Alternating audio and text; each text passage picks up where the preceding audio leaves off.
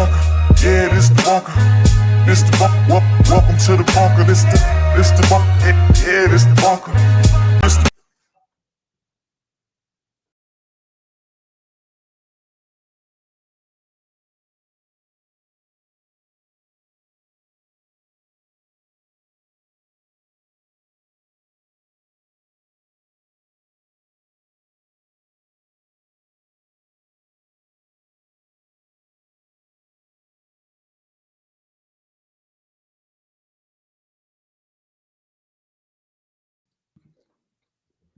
Good people, what's up? Let's go.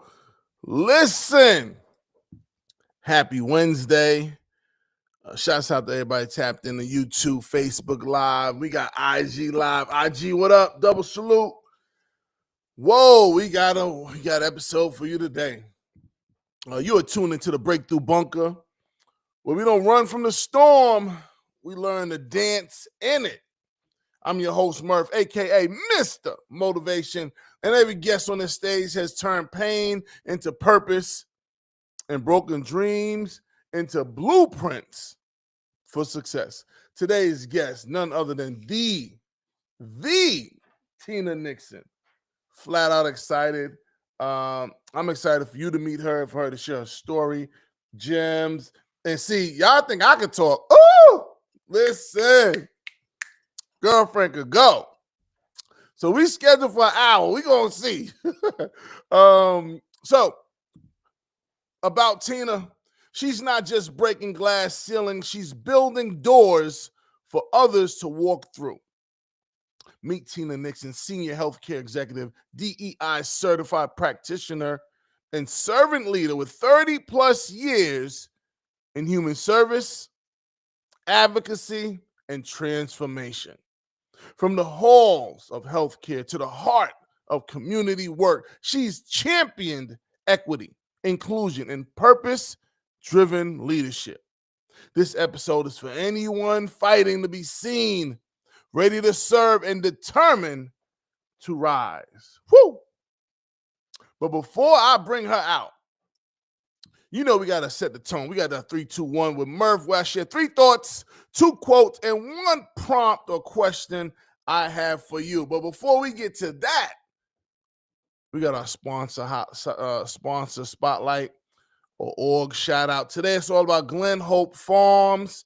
Shout out Miss Amy. Today's spotlight shines on Glen Hope Farms, where healing meets hope. They're building community through faith, farming, and fellowship, supporting veterans, families, and those seeking restoration. Visit glenhopefarms.org. Oh, wait, I forgot. I always forget the chat. Let's get the chat popping. Let's get the highlight of our sponsor. Boom, Glen Hope Farm, glenhopecarefarm.org. Please tap in, share, like, donate. They always accepting. It's a season to be given, right? Being grateful for having an abundance and sharing some of your overflow. Glen Hope Farms, shouts out to you. And our premier sponsor, salute to our premier sponsor, 8 Ball Inc., the powerhouse brand fueling bold moves and bigger ambition. From legendary energy shots to culture-driven style. They help you level up your grind. Visit 8ballinc.com and use the code Murph. I'm saying Murph. It's Mr. M Ships Free. Mr. M Ships Free for free shipping.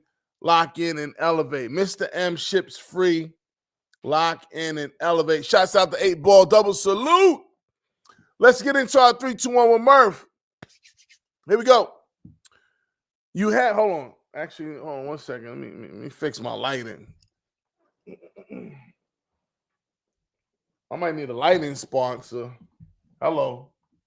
It's a little bright. We got it. We'll take it. All right, 3 quotes. Actually, 3 thoughts. As I sip my water. You don't have to shrink to fit in rooms that were never built with you in mind. There's something I always tell my wife and myself, always we tell our kids, and we tell anyone within the sphere of our influence.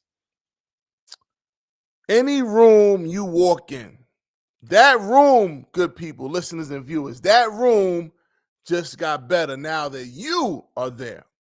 Okay?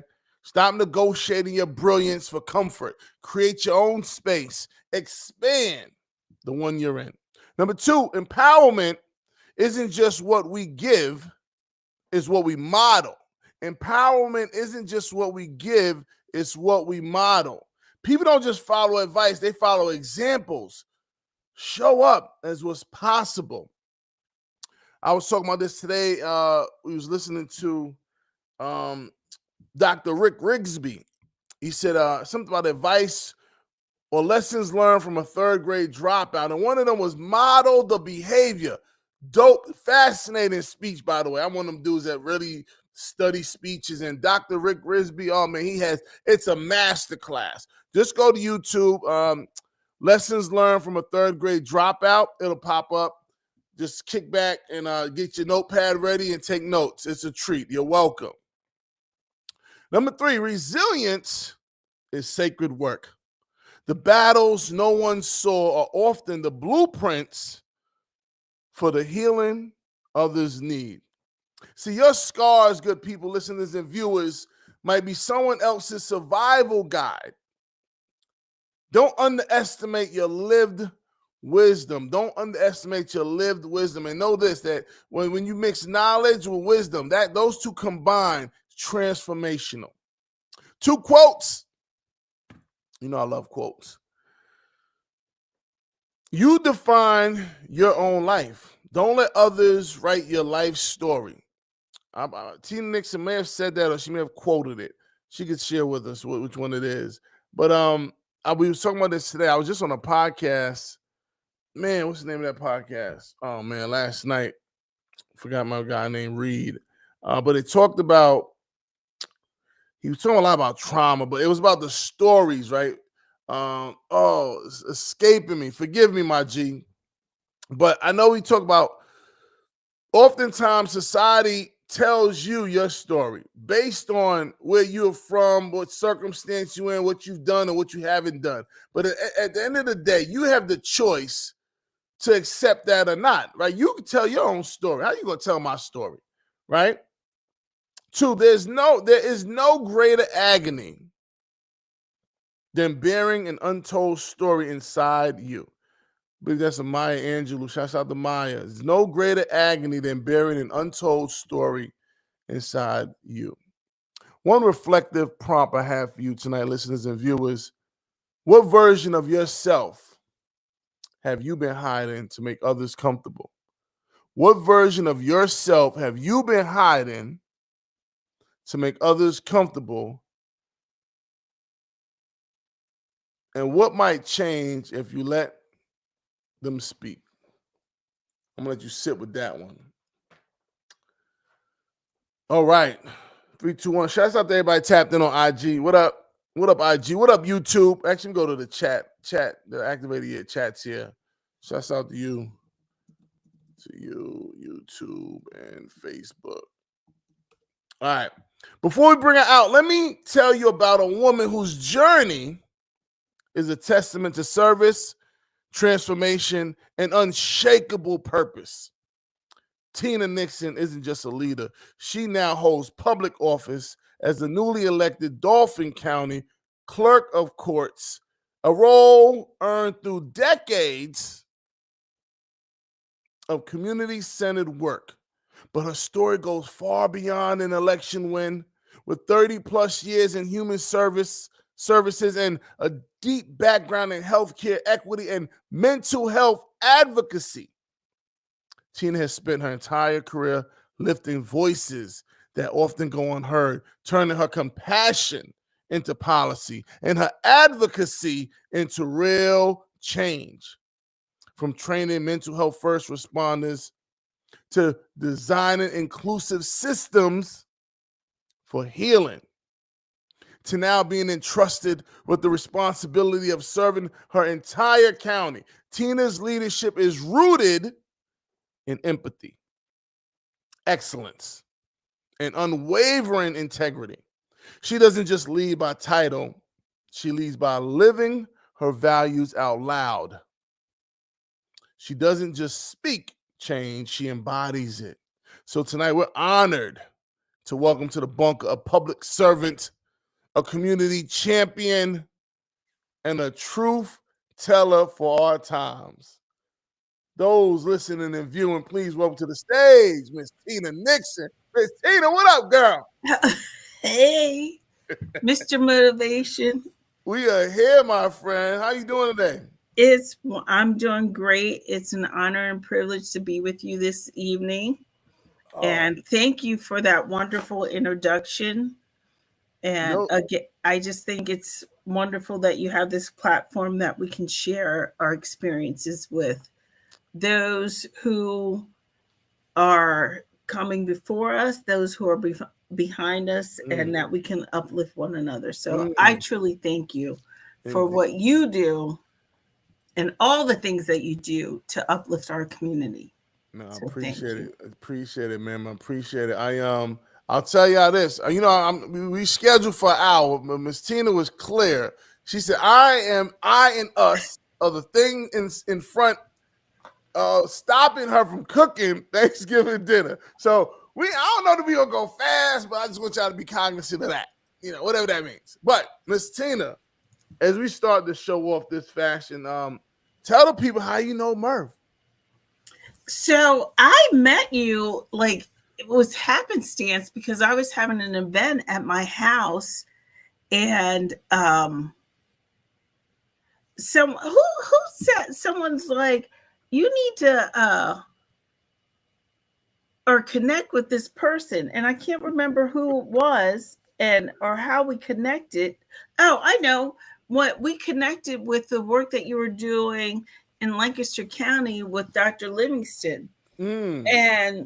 And so I know we connected there, and the wonderful things that you were doing to connect our community to not only healthcare systems, but to other resources. And I was looking for someone to be an outreach coordinator, an educator, and all the things that you do, and you fit the bill. So through connections and collaborations, that's how we met. And that's something that is really big for me, and making sure that people that have those God-given talents are connected to other individuals within our community. So it wasn't a big lift when I met you, and I was like, this is the person I want to be part of my team. You know what it takes to engage individuals, both young and old, and communities that are different from us, to engage and attract them. So it was just a natural connection and a progression in the work that we do continue to do together. So I thank you for everything that you do. And I know there's a huge list. However, and every day, I know it changes every month that you're adding something new to your list, but I'm always readily available to support you and the work that you do. And I'm excited that in all the things that you do, especially with our young people. Yeah. Miss Tina's far too kind. I joined Miss Tina's team. Was at UPMC, University of Pittsburgh Medical Center. I forget my role, but I was like Cordell Stewart, those slash. A lot of community engagement stuff, and then so to our point, we still work together now. Miss Tina and I both national certified mental health first aid trainers, and we just trained a cohort maybe a week or so ago. Patients awaiting doulas. Shouts out to PRW doulas, cohort number 3. And I think we owe them one more training. we got y'all, PRW. So listen, Miss Tina, you've been a voice for leadership, equity, transformation for decades. But before all the titles and the degrees, the executive roles and boardrooms, who was Tina growing up? Believe it or not, and I know you're not going to believe it, I was very shy growing up. I had two, look, I had two very strong sisters that were ahead of me. Mm. And when I say strong, they, believe me, they were very strong. And so I was the shy one of the group. And that was good for me because I was able to um, really do the things that I like to do, and reading and just kind of being to myself and not having a lot of people around me.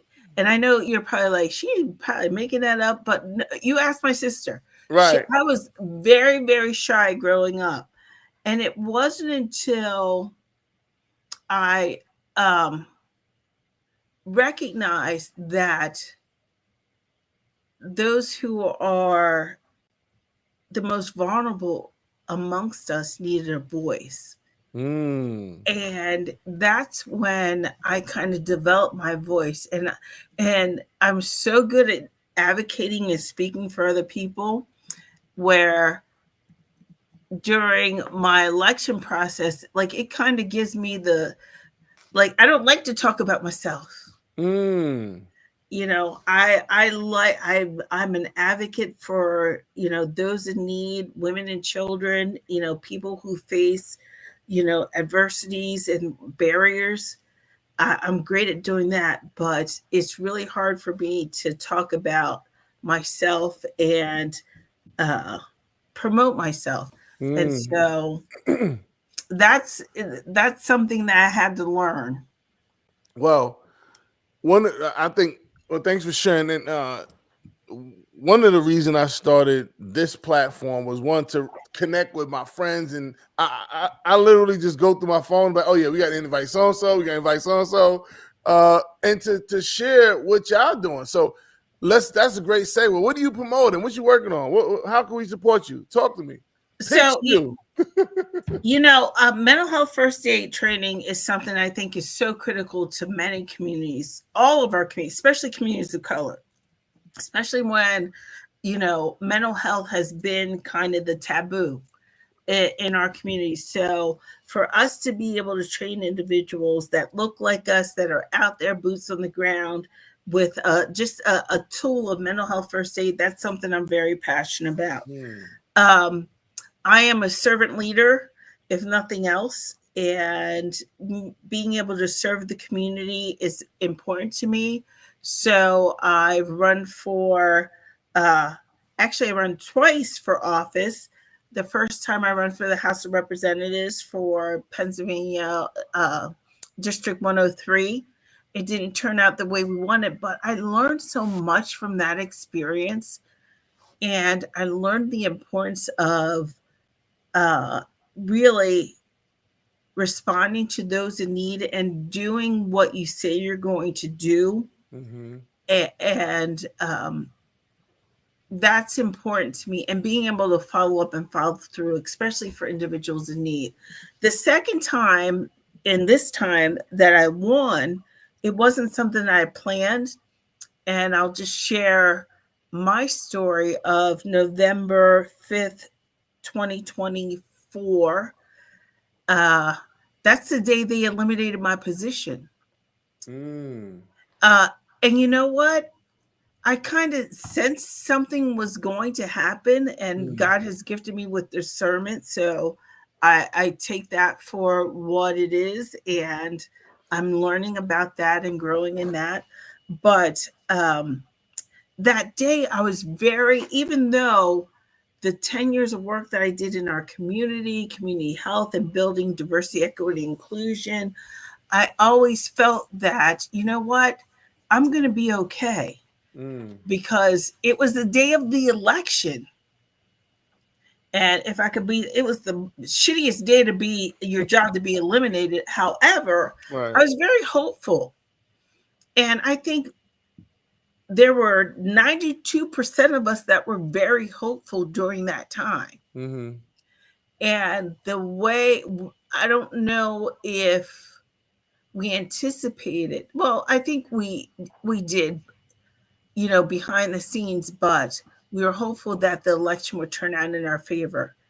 And even though my job was eliminated that day, I was still like, I'm going to be okay. Everything's going to work out. We're going to have a president that understands DE&I, health Mm. equity, that, that understands how we, by working together and helping one another, that's how we move forward. I don't think anyone really realized that it would turn out to what it is today. So, uh, January 6th, I was in a dark place Mm. and I could have stayed in that dark place. But as an advocate and as someone who's always been the voice for those less fortunate, I had to put on my big girl panties and figure out what I was going to do next. And like I said, I ran in for the 103 in 2023, 2024. I didn't want to run for office again. Running for office is hard. Anyone who's ever run for any office, from school board to, Congress, it's not easy. However, this is what they said to me to try to I'm going to say, try to get me around. They said, Tina, the community needs you. And as a servant leader in a community, how can I say no?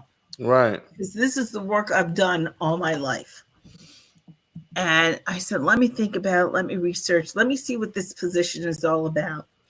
And I did that. I did my homework. And lo and behold, I will be the first African-American Dauphin County Clerk of Courts. I think I'm the first woman, African-American woman. I think there is an African-American male in Philadelphia that was a clerk of courts at one point. But it's historical. And it's historical not only for me, but for two other women that I supported and uplifted. And that would be Latasha Williams, who ran for district judge for Dauphin County, and Katie Kennedy McShane. So those are two Democratic women. Latasha, the first woman of color to hold a judicial seat in our county, which I'm excited for, and the first two Democrats to hold judicial seats. So one of the things that is my bias is uplifting women and empowering women, simply because of my work with the YWCA. It's in my blood. And so during the campaign, that, it wasn't about me. It was about all of us getting across the finish line and winning our elections.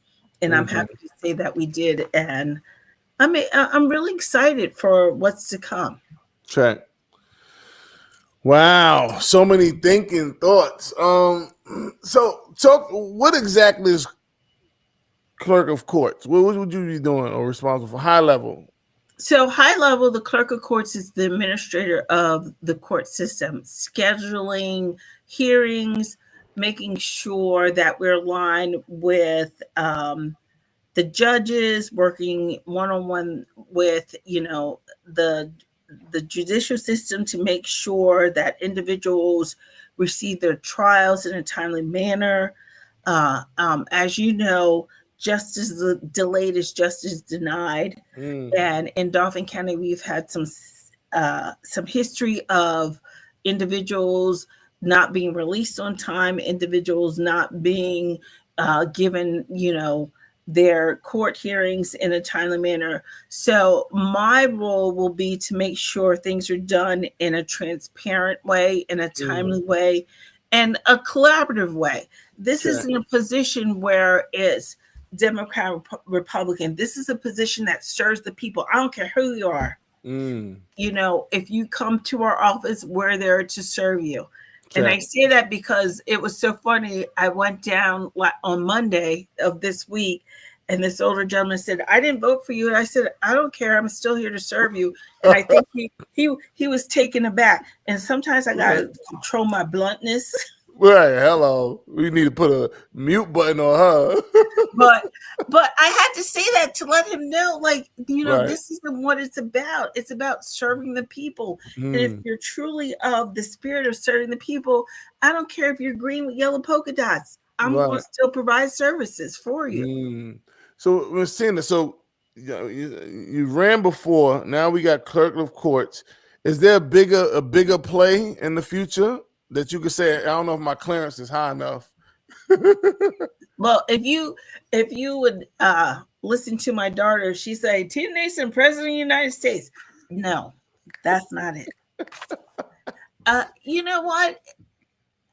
I am, and through this whole process of transition and, one door closing, another one open, I'm just being obedient. I'm Mm, going where the good Lord leads me. I can't say there's nothing in the future for me to run for a higher office. mm-hmm, Uh, mm-hmm, you know, if it's meant to be, you know what? I'm a mm. true believer. It will be. Track, And so track. whatever that looks like for me, I'm just going to be obedient. And Mm, when the doors open, I will walk through. If it's not, that's okay too, because I'm doing what I'm supposed to be doing in the time period I'm supposed to do it. So that's how I look at it. I appreciate that. I appreciate that. You need a chief of staff. I got you. I You know. know. So you serve organizations, in community boards, which we'll get you in a minute. Initiatives, advocacy. Like you've led a life of service. What took you there? Like, what's the thing that brought you to service and kept you in service? Because it's one of those jobs. It's not. It's hard work.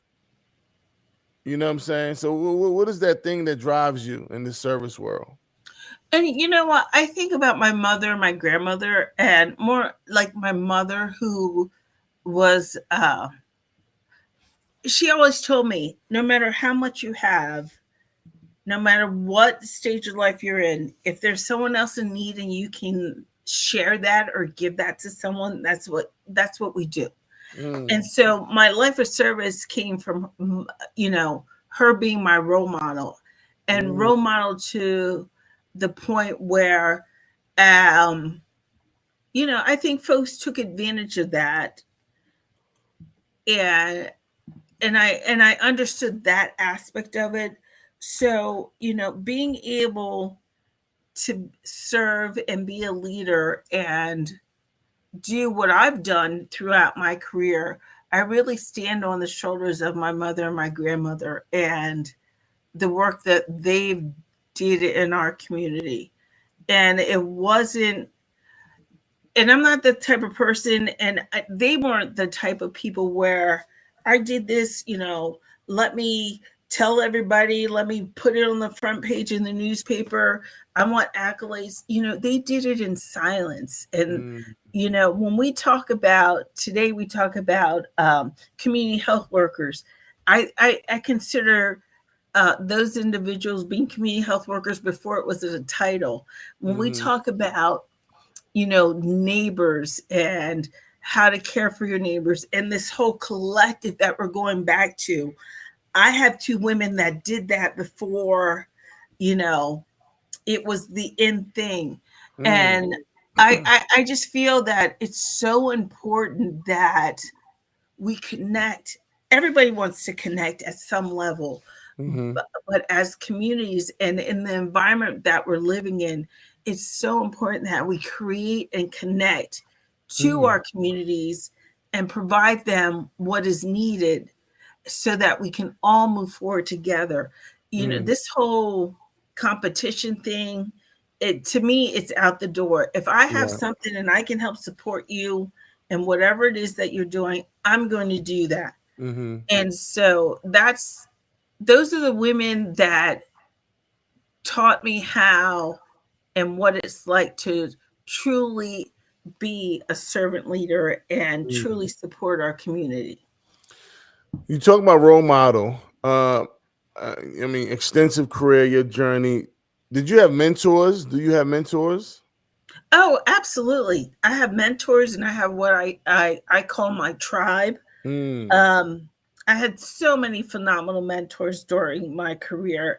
Uh, People that provided me resources and uplifted me in times in that were crisis, and just times where they saw something in me that I didn't see in myself. And I Mm. appreciate those individuals for taking time to teach me. I'm a lifelong learner, so I'm always open to learning and growing. But I my first leadership position, I remember one of my board presidents saying, "I'm going to get you an executive coach," and I was like, "What's an executive coach?" And she was just like, "It's going to be someone that is going to help you as you grow into your leadership." That was the best thing that she could have done for me during that Mm. time. And Mm. it's so funny because my executive coach and I became really close, and she's still someone that's part of my life today, and that was 20 plus years ago. Wow. And she was a sounding board, knowledgeable. She worked with she was an executive psychologist, so she worked with CEOs for Fortune 500 companies, but she took the time out for little old me to running a little $3 million organization, and gave me the tools that I needed to be able to succeed. So I appreciate that. um, Miss Tina, so I teach at the college now. Shout out to Quincy Community College. So my students may or may not be tapped in, but I'll answer this for them. As they're in, some are straight out of high school into new college space. Some are started college, stepped away, back. Some was removed for an extended period of time. I often talk about mentorships and building that, like you said, that tribe, that personal board of directors. What advice would you give them as they look to, like, just seek mentorship, pursue it, and sustain it? What advice would you give them? so I would give them advice as making sure that don't select people that are just like you. Look for individuals that are different and may have different paths. I would also give advice to, no matter your luck of the draw, and when I say luck of the draw, where you grew up, how you grew up, you know, what trials and tribulations you had through your life, don't don't allow folks to put you in the box. And I think you said this earlier in your introduction, when you have to be the individual that tells your own story. Don't Mm. allow someone to tell that story for Mhm. you. And again, living outside of the world that you were brought into, and understanding it's bigger. Mhm. And I think that's one of the things. I grew up with a single mother. I had three sisters that I grew up with. It was, I always say, dysfunctional with the capital D. But one of the things that my mama taught me was survival skills, which I truly appreciate. Uh, Mm. and if I allowed someone to define me because of the way and where I grew up. You grew up in the inner city, you had a single mom, you're the expectation is for you not to do this much. If Mm. I allow that to define me, I would still be doing this much and be in situations that weren't fruitful or beneficial to my life. Mm. So, connecting with people and that are outside of your circles of influence, and always making sure that if people that are in your circles are not uplifting you and rooting for you 100% to do better and be better, then those are the people you need to say bye-bye to. Mm. Listen, I tell them conduct a friend and family audit because toxicity gotta go. Boo Boo and Kiki can't go. They can't hold you back. I don't care how long y'all been cool. And that's you're like, I know them for 20 years. They gotta go. Send them a postcard 4 times a year. Um, so You're listen, absolutely right. You're you're right. right, right? Looking back on your journey, Miss Tina, What are you most proud of? I think the one thing I'm most proud of is just what we're talking about, not letting others define who I am or where I'm supposed to be. Because, I had a lot of, oh, you're a single mom. Oh, you're not going to go to college. I even had relatives tell me that. You're not, oh, you'll probably be pregnant by the time you're 16 because, everybody that in your family, young moms, whatever, or, people that were very negative, and if I listened to that noise, I would be where they wanted me to be. But because I wanted more for myself, and I knew that, and this is what I think our children need, no one can take your education away from you. No one can, you know tell you, if you're continuing to be open to learning and growing, that you can't succeed. If you look at the data and statistics for a girl like me and where I grew up and how I grew up, you know what? It wasn't positive. It didn't look good. But if I allowed all that noise to define who I am, I wouldn't be where I am. I was the youngest CEO of the YWCA. I was the first African American CEO of the YWCA of Greater Harrisburg. When I took my position at, Pinnacle Health, I asked questions of, how did we get here? And what are you doing?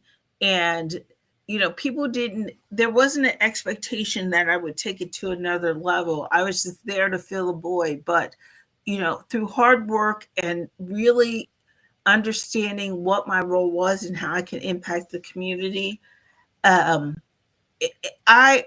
stand on all the work that I've done, all the work that we've done, all the excellent work that we've done. Where even today, people are just like, "What happened? Why are you not here?" And and I say, it's corporation. People make decisions, and sometimes in those decision makings, things happen, and you have to be prepared to move on. Was it hard? Absolutely. But do we move forward and move on? Yes. Because I didn't let that role define who I was as a person. I let my morals and values define who I am and how I continue to move forward in serving the community.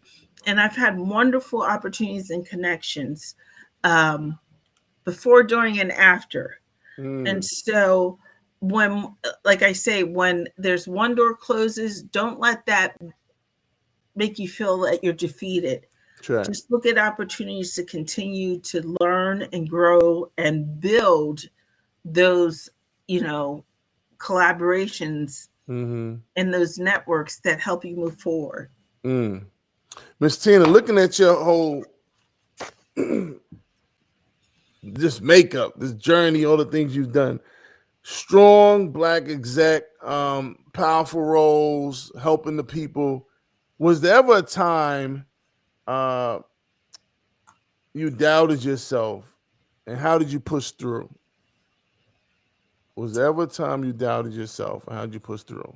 So I would say there are many times when I felt as though I'm not supposed to be here. And if that's self-doubt, then that's the category I put it in. But also, I would think, I'm not supposed to be here. However, they have never heard a person like me voice my voice. So even though I felt internally like, how did I get in this room? I'm in a room with the C-suite with people that are making millions of dollars.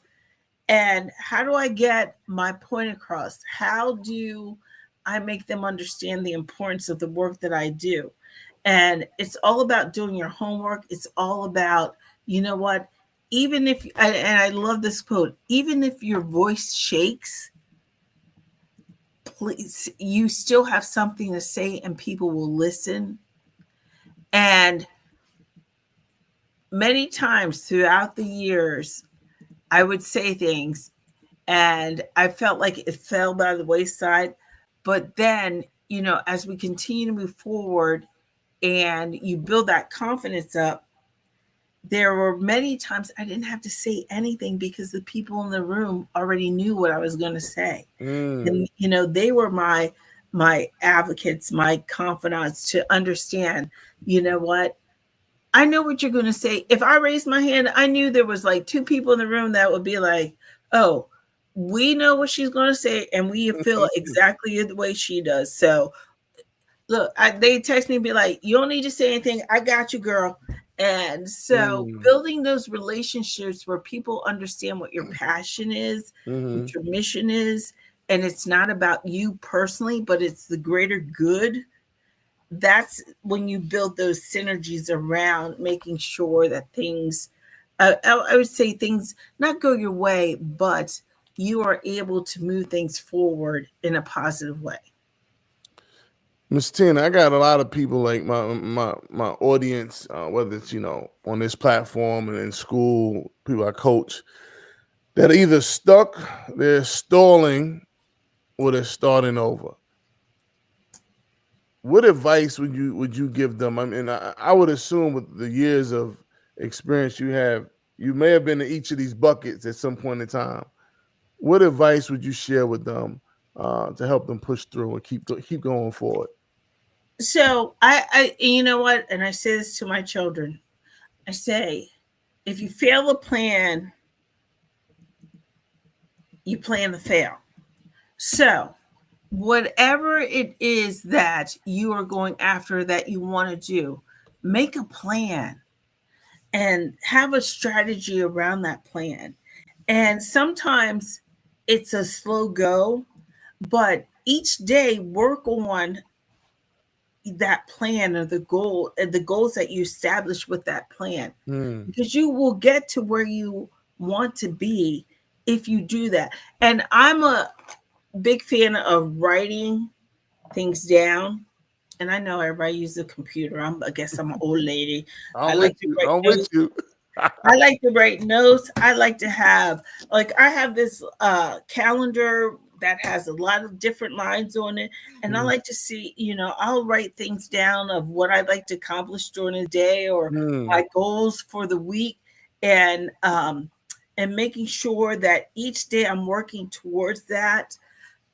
Again, I think it's also important not only that you have those plans and the goals, like your dreams turn into, making sure they're goals, making sure they're executable. Uh, Again, sometimes we dream big and we want to take on the world. Someone said to me a long time ago, "Tina, I know you want to save the world, but you're not going to be able to do that. So why don't you focus on your little piece that you can do day in and day out to make those changes?" And that helped me because, I was like, I want to cure homelessness. I want to cure hunger. But how can I do that in my community? And what do I need to do to make sure that I'm moving towards that? So, although we have these grandiose ideas, taking it like bite-sized pieces, but you got to plan, you got to set goals, you got to have, how you're going to reach those goals. And when you accomplish them, celebrate. Celebration is a big part of it. Yes, I achieved, I got my degree, or, I went to the next level from a supervisor to a manager. Also, I think it's important that we uplift one another and encourage one another around things that are important to us. I know for my team, I managed 190 people at one point. One of the most important things to me was making sure that they had some type of career path or goals. And my one-on-one meetings is like, what are you doing to care for yourself? What are you doing to, what's the next level? Where do you want to go? How can I help you get there? And so it's important that we do that. And don't and I always say, especially for young folks, sometimes we let people put us in boxes because we grew up a single mom, poor, in the hood, not having two pennies to rub together. Maybe had to shop. Back in my day, shopping at the Goodwill wasn't like a cool thing, but now, I think people, it's like cool. Like people used to make fun of us. Right. Now it's like, woo, this is stylish. So, not allowing those, irrelevant things to hold us back. Check. And I just think it's important that we remember that and not letting people define who we are simply because of the luck of the draw, the situations that we were born in. Because I'm going to tell you, if I allowed that to happen, my life would be totally different. Totally. Oh man. Well, listen, if 20-year-old version of you sat you down or sat down with you today, what would she be most proud of? Or what would she be shocked by? My 20? So my 20-year-old version of myself would be most proud that I finished. Was I 20 when I finished college? I can't remember, but I was almost finished with college. I was in college. So no one ever expected me to go to college. So let's put it that way. So my 20-year-old version of myself will be proud that I was in college and that I was doing what I needed to do to finish, to finish college. So I'm trying to think I can't even connect what year I was 20 because that's how old I am right now. But that's a story. Oh, now, we doing good on time. What's I'm trying to think what direction to go in. What's a breakthrough or breakdown that shaped your path? What's a breakthrough or breakdown that shaped your path? So breakthrough or breakdown. So I would say the breakthrough is having my twins, being a mother.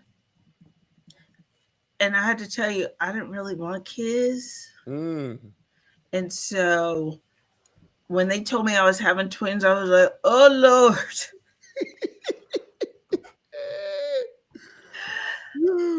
But I think, yeah. And being able to just motherhood was a breakthrough. And I have two, and when I say wonderful, compassionate, empathetic adult children. My breakdown was losing my mother, losing my grandmother, and then losing my father.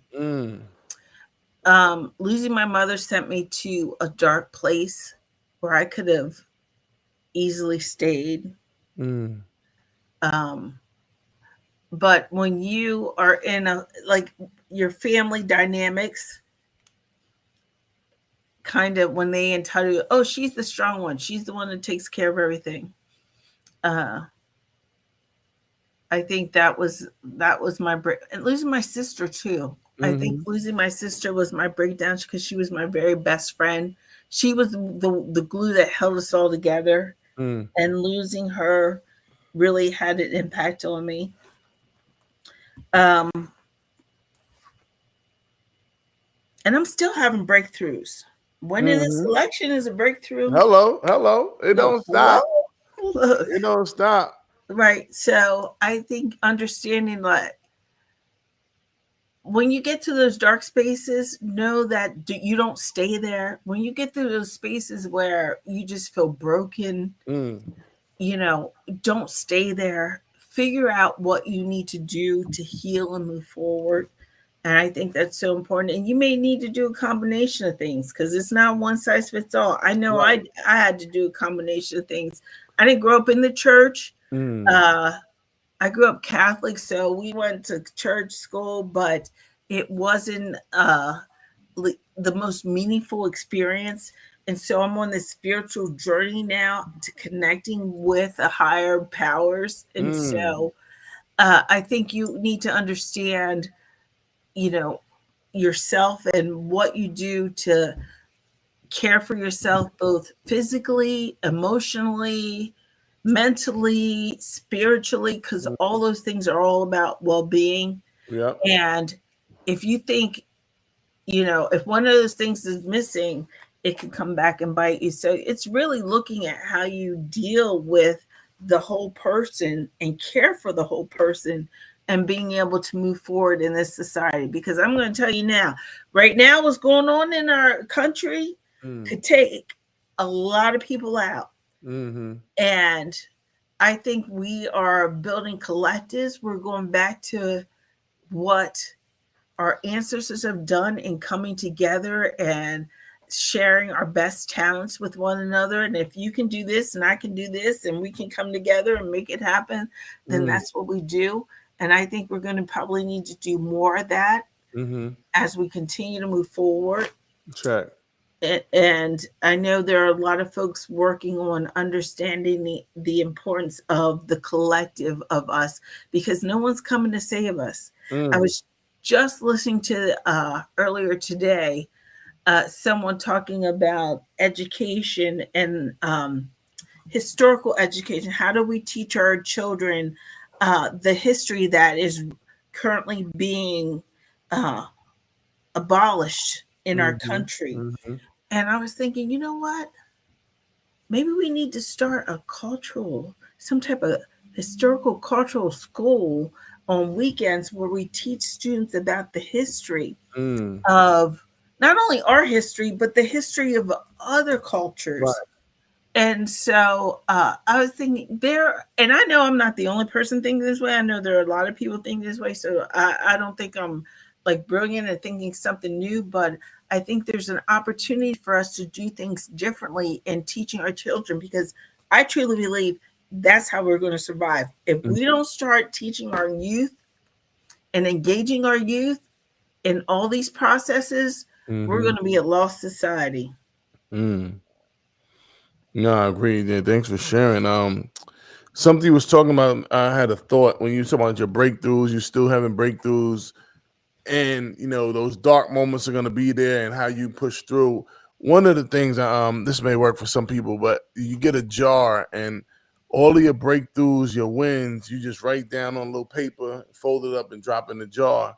And when you have those days when you're in the dark times, this week ain't go your way, you feeling self-doubt, you just go to that jar and you start reading all the things you've accomplished, and hopefully that can like refuel you and give you what you need to keep going, because you've done great things in life. A lot of times we kind of poo-poo some of our wins, and I think Tina, she says celebrate.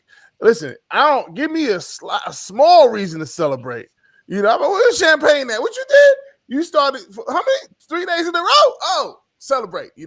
But I think it's a really good tool to implementing your toolkit. I got a few more questions. I mean, I got a lot of questions, but I know you got to get to cooking, so I'm gonna wrap this thing up. Let's see. Man, what did you learn from failure that success could never teach you? What did you learn from failure? Oh, that's a great question. And I think I learned from failure to be humble, to also understand that failure is a learning experience. And I'm looking over here on my wall because I have Malcolm X's quote up there. There's no better than adversity. Every defeat, every heartbreak, every loss contains its own seed, its own lesson on how to improve your performance the next time. And that is something I have posted on my wall, because I truly believe, you know what? We're all going to fail. And what you learn from that failure is so critically important. Again, there's wins, there's losses, but what you take from those losses and build upon may be far better than that win that you anticipated getting. So I just feel, failure is a reason to really examine, to really pause, to learn from, and be able to move forward and not repeat those same mistakes, because we all fail. Let's just put it that way. Oh, And yeah. you're going to fail. If you don't fail at some point in your life, then that means you're not learning, you're not growing, you're not moving forward. So it's how we deal with those failures. We can sit and we can marinate in it and be sad and cry and blah blah blah. But I would say, you know what? Do that if that's what you need, but don't stay stuck there. Don't stay stuck in the failure. Figure out how you move forward. Ms. Tina, tell me about M2M LLC. So M2M LLC is consulting that I created years ago because I was helping a friend implement Epic at hospital systems. And after my position was eliminated, I built it up to provide, the things that I feel that I have skills in, support to individuals throughout our community that needs them. I have skills in grant writing, training, leadership, and so project project planning, event planning, conference planning. So I kind of enhance that to support other nonprofits and for-profits to be able to move forward. So that's kind of like my side hustle a little bit. I Is like that what it. you call it? My side hustle. Well, I'm glad you talk about this because I talked about you the other day. So, Ms. Sharon, we found an opportunity. I think it's in the mental health space, maybe for training. And I said, "Oh, we got to tap Miss Tina. We might go on this together. So we might got some work coming, girl." Okay, I'm open to work. Yeah. I'm open to work. Lastly, I want you to promote whatever you got going one more time. Promote what you got going, how people can find you, how can we support you? So right now, I am really gearing up for the clerk of courts, and you have my website www.votetinanixon.com. The clerk of courts position that I just won is 2 years. Normally it's 4 years, but I'm filling a term for individual that didn't do so well, if I could say that. I don't know if you need to bleep this out or whatever, but didn't do so well, so I'm filling that term. And I'm going to give it, a year to see if I'm going to run again. However, I do have higher aspirations than this administrative position. This is a administrative position, so and I'm going to form a committee to see where I go next. If I go next, there are many things that I'm passionate about. I'm passionate about this mental health space. I'm also passionate about women and young girls and creating spaces for them in our community. I realize that there is a school for young men, a high school, a grade school, high school, but not for young women. So I'm doing some research on how we can create something for young women. Um, yeah, I'm at the point now in my career life where I can look at different things and see if my talents will be beneficial. I'm grateful and thankful in this season of Thanksgiving that I have a partner and a spouse who supports all my crazy ideas. So that's good. And so just trying to see, I truly be wherever the Lord leads me is where I'm going to go. That's how I put it. I just thought of you said I forgot you led the YWCA, right? Yes, for 15 years. Yeah. So up here, I shouts out to Miss Deb, executive director of the YWCA in Worcester. I'm actually working on a collaborative effort with them that we'll be finalizing hopefully the next 2 weeks. So I'll tap in with you about that. Maybe some synergy there next time you're up this way. Last question. Last question. It pains me to let you go, but I could feel that macaroni and cheese getting ready to get cooked. You feel me? Listen, drop a pin. I'm pulling up. Question. Whose wisdom has stuck with you?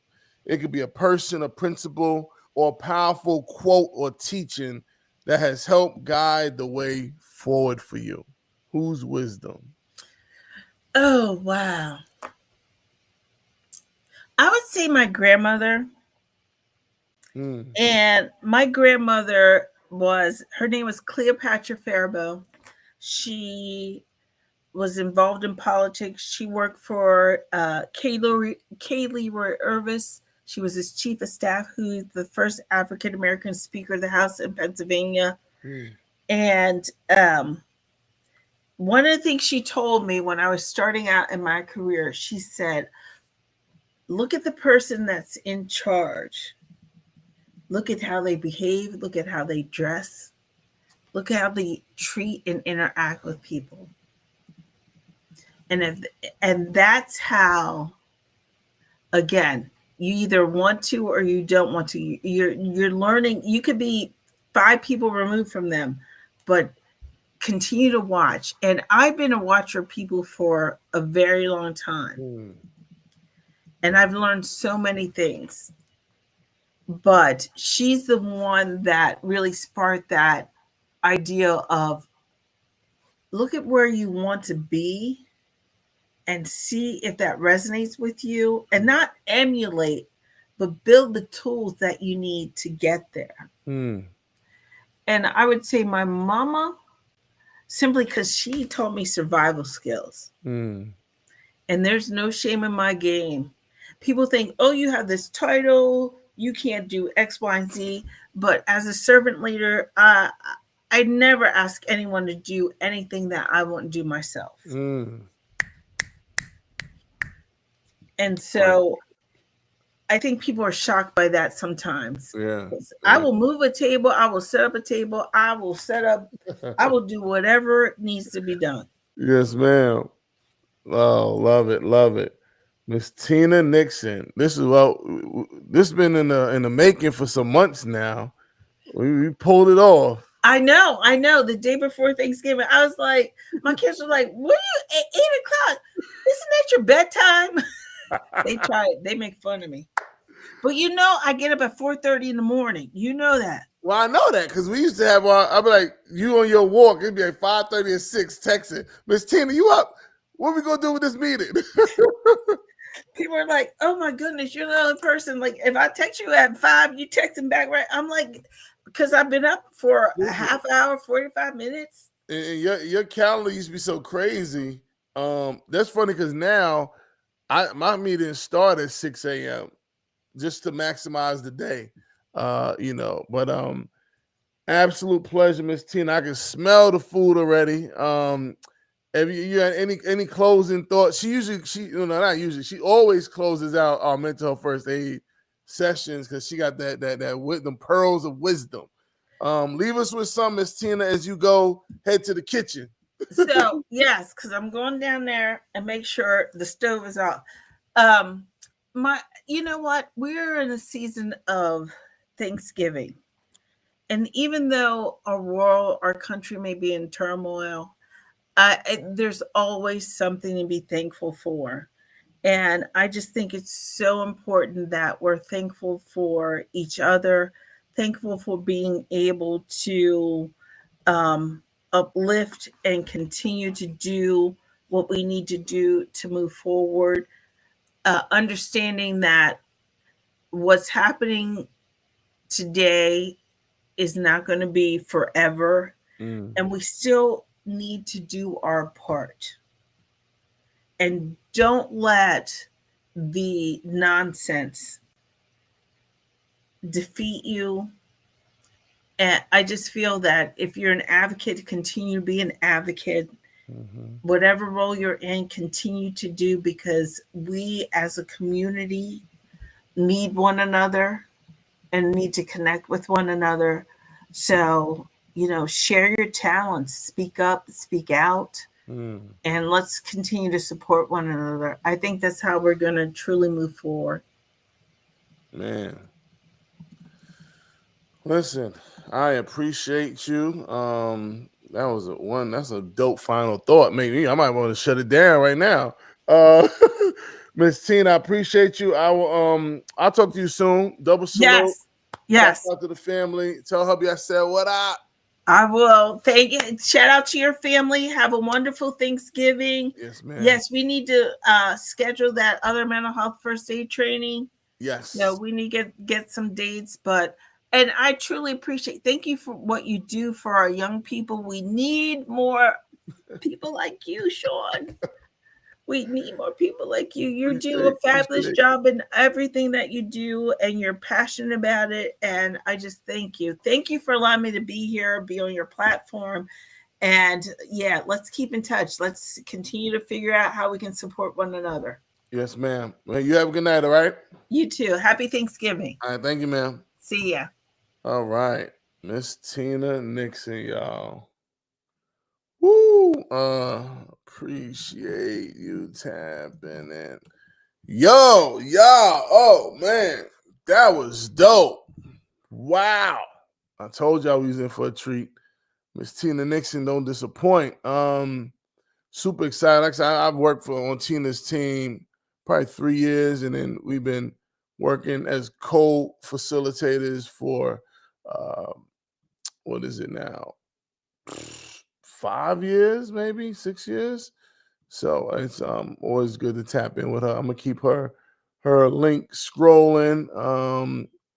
Well, y'all listen, that is that's a wrap. Man, that was exciting. I'm like so hyped. If this spoke to your spirit, share it forward. Somebody out there needs the reminder today. Take a moment to reflect on our 3, 2, 1. And remember, one bold step forward beats standing still. Let's stay connected, y'all, and let's keep building. Let's get this going. I want y'all to follow me. Go tap in. Let me stop this. Go tap in on my socials. You got for that motivation, that mindset, them gems. Tap into Mr. Motivation, MISTER motivation. The O's have zeros for what? 0 excuses. And we on TikTok. Tap in the soundtrack for your growth. You want that motivation music? Tap into Mr. Motivation Music, MISTER motivation music. And then on TikTok, that's IG. On TikTok, you can find me at Mr. MR Motivation World. Tap in as well. Speaking of tap in, I got to shout out my guy before I finish this thought.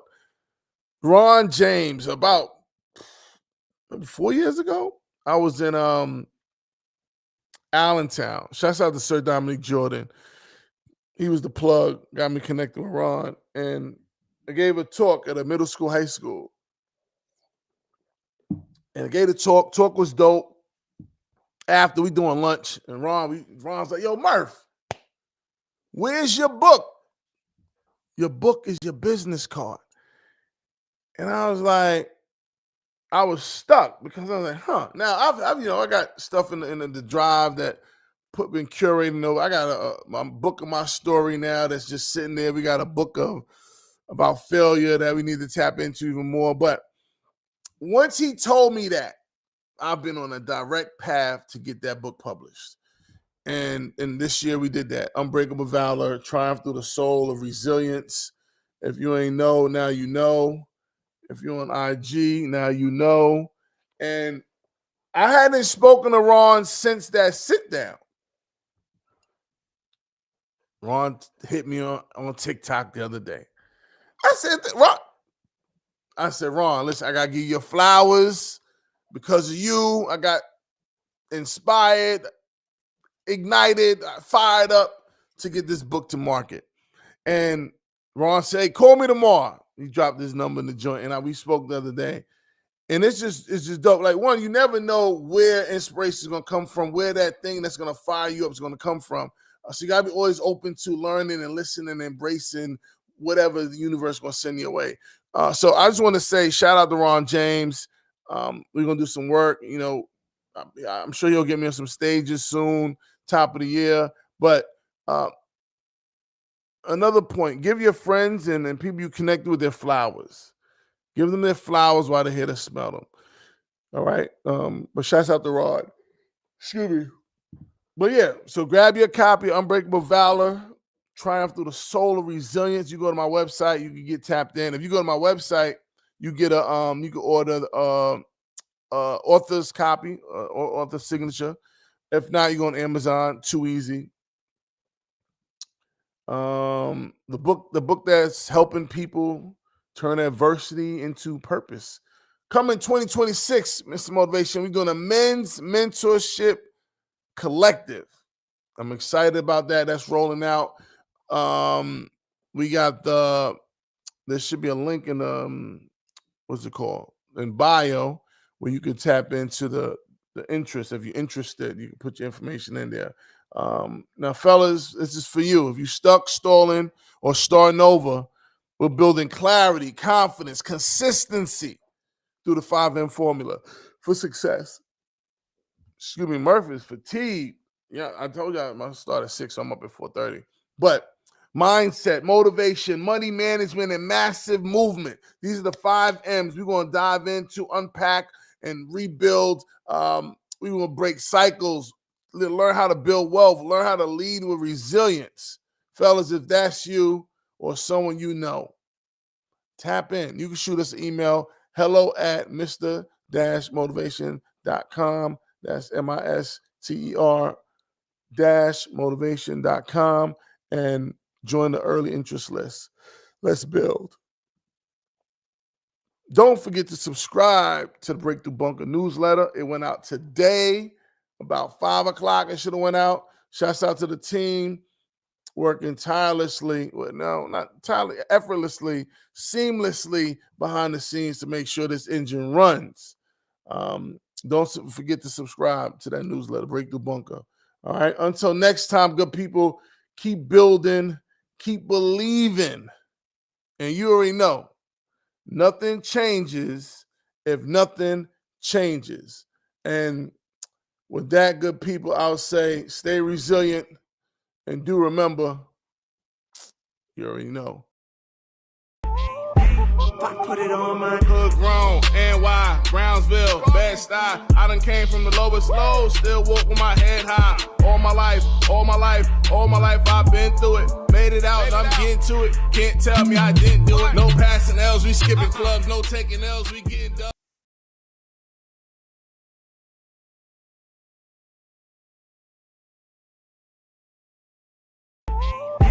I put it on my hood grown, NY, Brownsville, Bed-Stuy. I done came from the lowest low, still walk with my head high. All my life, I've been through it. Made it out, and I'm getting to it. Can't tell me I didn't do it. No passing